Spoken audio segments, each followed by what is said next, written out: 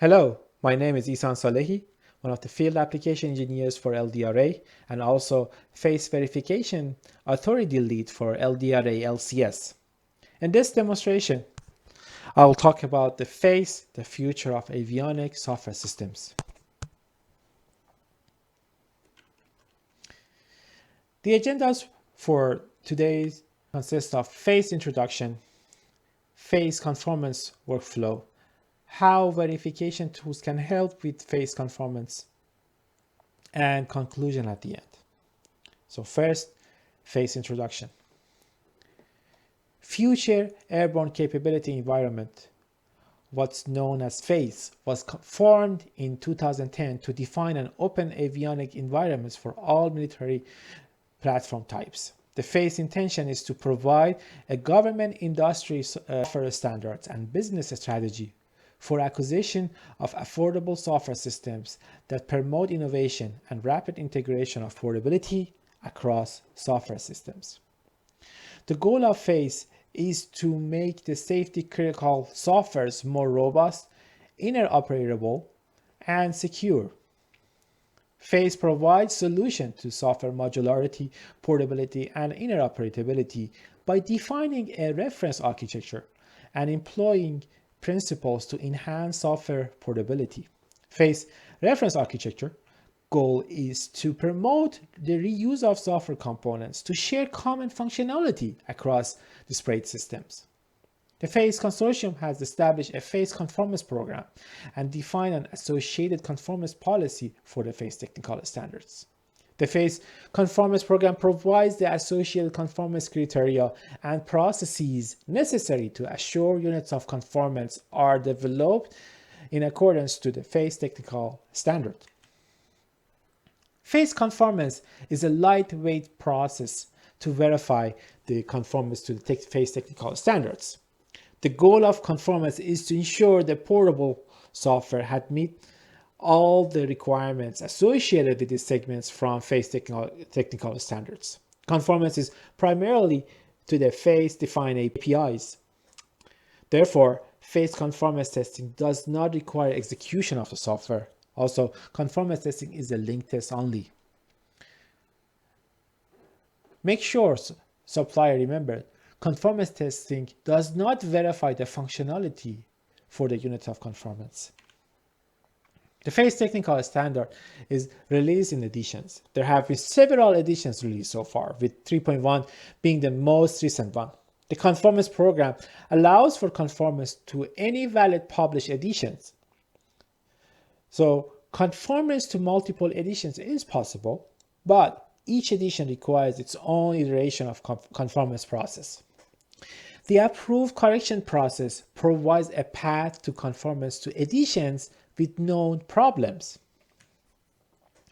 Looking at the phase architectural segments, there are 5 main segments: platform specific segments or PSSS, transport service segments or TSS, portable component segments or PCS, operating system segments interface or OSS, input-output service interface or IOS. PSSS is comprised of 3 important subsegments, including device services, common services, and graphic services. Platform-specific device services are where management of data and translation between the platform unique interface control documents or ICDs and phase UOP supply model, which we call it USMs, occurs. The common service comprised of higher level services including logging service, device protocol mediation services, streaming media, health monitoring, and fault management, and configuration service. The graphic service is where presentation management occurs. Graphic service abstracts the interface specifics for graphic processing units or GPU and other graphic devices from software component with phase reference architecture. We will be looking at the TSS and OSS in separate slides. So what's left is input-output service segments interface, or IOS. The IOS interface provides a standardized means for software components to communicate with device drivers. This interface supports several common I/O bus architectures. Transport service segments. The TSS is comprised of communication service.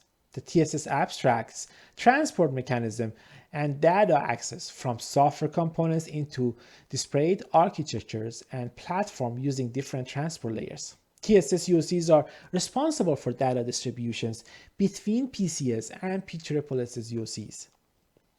TSS capabilities include but are not limited to distribution and routing, prioritization, addressability, association, abstraction, transformation, and component state persistence of software component interface information.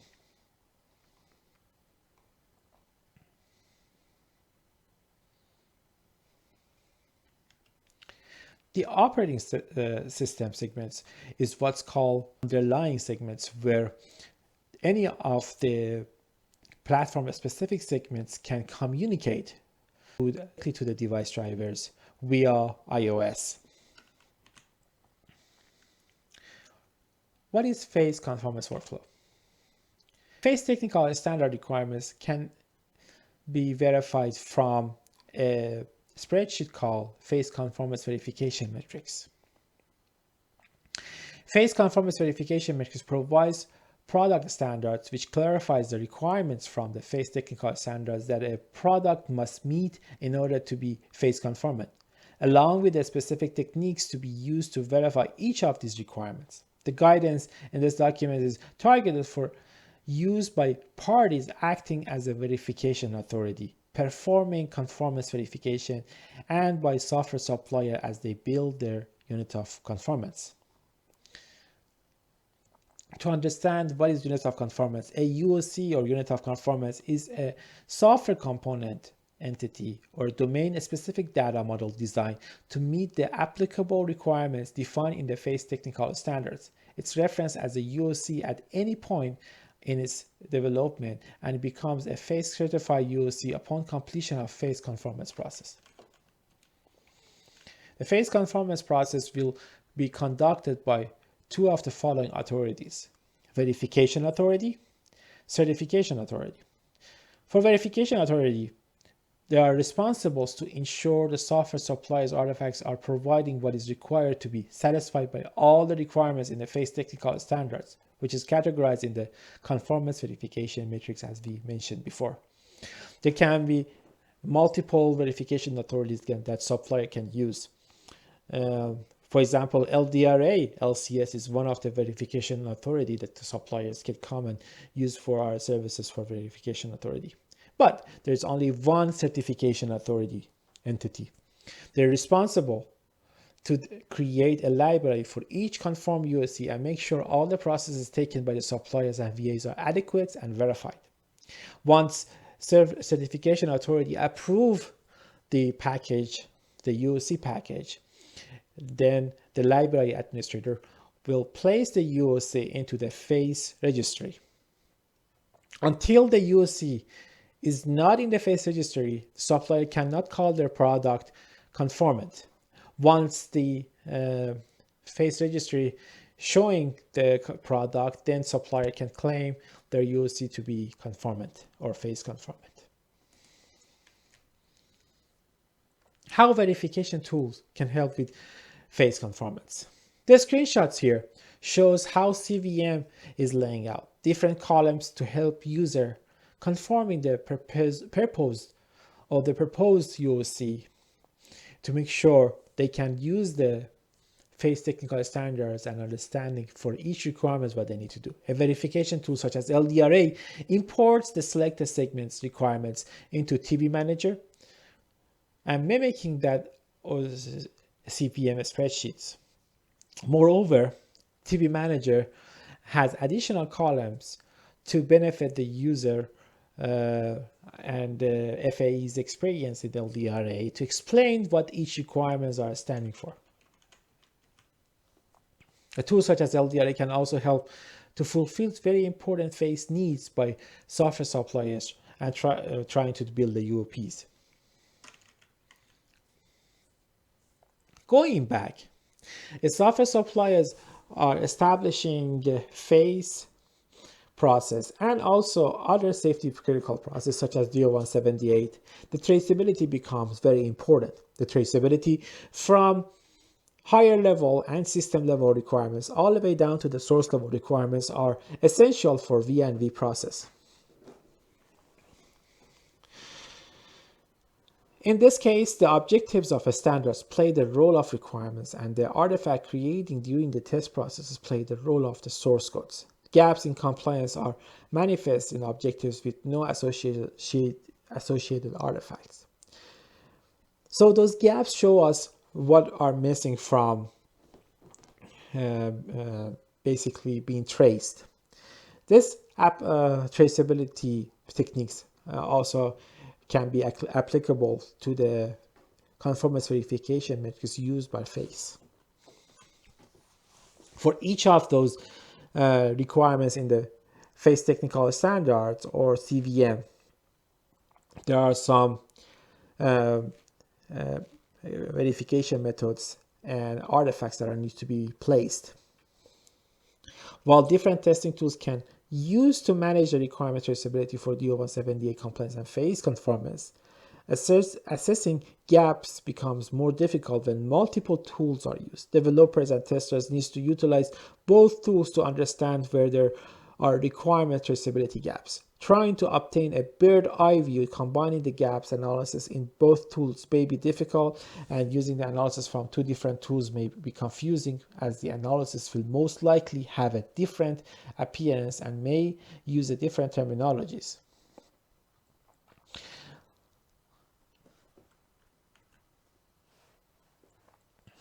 Change management is also an important process for compliance with the most standards, including phase technical standards and DO-178. When the issue is observed during the testing, a systematic approach must be taken to ensure the issue is correct before the software goes into the service, and to ensure the test results used for the compliance were in fact recorded for exact release of the software being submitted for compliance or conformance.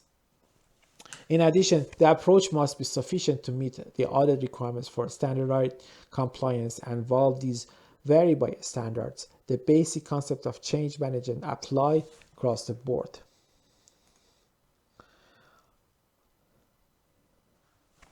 While DO-178C certification does not mandate compliance with a specific coding standard, developers are required to prove the coding standards were chosen to apply results in a safe code. For phase conformance, there is a well-defined set of APIs that can be used in the source code, along with the additional coding restrictions depending on the source code, language, and phase profile being used. Ideally, a single static analysis tool can include coding rules required for both DO-178C compliance and phase conformance. Having the ability to see where all the violations from a single analysis may occurs, it makes it easier for the developer to remedy all the issue in a function or a line of a code at one time, reducing the chance of making correction to one violation that then results in another violation. In addition, a single analysis allows developers to have a much clearer understanding and insights into how much work must be done to the code for it to be compliant with all the required coding standards.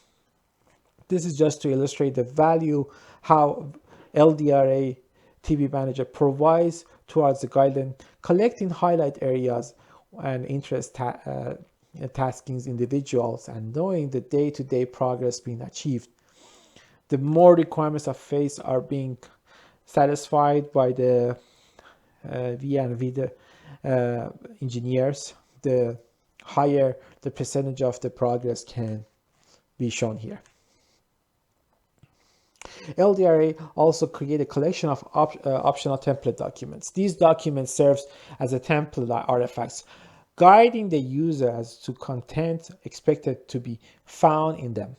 This is a huge value all around to the customers, to the adoption of phase standards, and to the promotion of LDRA phase solution. Not all are shown here in the list, but there are documents such as ICDs, Software Product Specification or SPS, Interface Design Description or IDD, Software Requirement Specification or SRS, Interface Requirement Specification or IRS, Software Test Plan or STP, Software Architecture Descriptions, Software Test Report, Software Design Description or STD, Software User Manual, and so on. TV Vision. LDRA TV Vision has been enhanced to find face coding violation. One example here is checks for adherence to specific sections of the POSIX API, ensuring that the UOP function signatures are very syntactically correct, enforcing proper use of the certain language constructs. The Face Conformance Test Suite is the tool that offered by the Open Group to use for verifying conformance to the face technical standards. There are matching versions between the face technical standards and accompanied by CTS. Version 2.1.1 was one of the available versions, and also CTS 3.1 is the latest version for CTS. Remember, face technical standard requirements that can't be verified by the face conformance test suite required supplier to provide evidence demonstrating the UOCs meets the requirement. With TV Manager, a user can configure and invoke the face CTS tool for the purpose of testing their UOPs and further ensuring a pass score before submitting to the VA. For each segment in the face technical standards, there are some conditional requirements. Depending on the condition mentioned in the conditional requirement columns of the conformance verification metrics, supplier may satisfy or not satisfy these requirements. Those requirements need to be imported to a document called Software Supplier Statements of Conformance, as you can see in the screenshot. Suppliers will need to provide detail whether if these requirements are being implemented or justification provided of why this requirement is not being implemented. In conclusion, designing software that conforms to the face technical standards will reduce time and cost and improve reusability and portability. As the face technical standards evolves, it is important to be able to easily update unit of conformance to the future versions. Techniques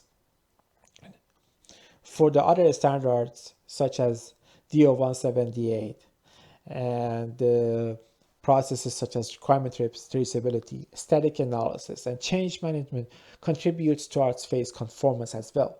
So user can use those techniques and get not only DO-178C credit, but also face conformance credit as well.